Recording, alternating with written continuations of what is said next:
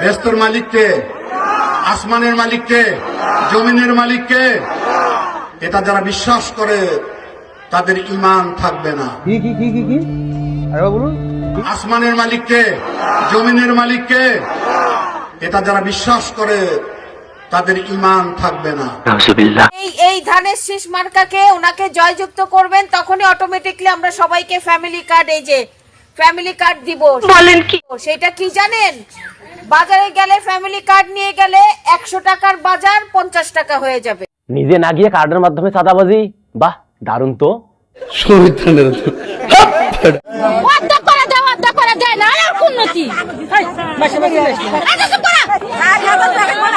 এইটা হলে আসল কাহিনী। হ্যাঁ, এটা কিন্তু খুব অন্যায় হয়েছে, তার টাকাটা দেওয়া উচিত ছিল।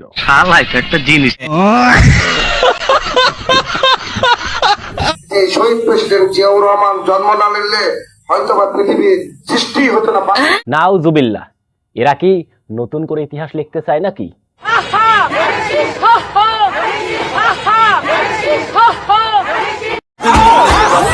প্রিয় ভাই বোনেরা, বদরের যুদ্ধ নিশ্চয়ই আপনারা জানেন কম বেশি সবাই। সেই বদরের যুদ্ধে হযরত আয়েশা তার নেতৃত্বে পরিচালিত হয়েছিল। বলেন কি? তার নেতৃত্বে যুদ্ধের সকল সরঞ্জামাদি সরবরাহ করা হয়েছিল। এমন উল্টাপাল্টা বক্তব্যের কারণেই দলটার আজকে এই অবস্থা। 10,000 টাকা পর্যন্ত যাদের কৃষি ঋণ এই মুহূর্ত পর্যন্ত আছে, বলেন কি? ইনশাল্লাহ আগামী 12 তারিখে ধানের শীষ বিজয়ী হয়ে সরকার গঠন করলে আমরা 10,000 টাকা পর্যন্ত কৃষি ঋণ সুদ সহ মওকুফ করব ইনশাআল্লাহ। বুঝতেছেন আপনি কি বলতেছেন? এটা কিন্তু খুব ভালো উদ্যোগ।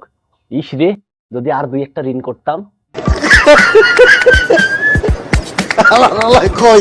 যদি কোনো হিন্দু বারে জামাত করতে যায়, জামাত করতে পারবে ভোটের আগ পর্যন্ত, ভোটের পরে কিন্তু মাসুল দিতে হবে। কেন, তাদেরকে কি হিন্দুস্তান পাঠাবেন? পাড়ার পর পাড়া, তুই এত বলদ হইছ কা মাওলা।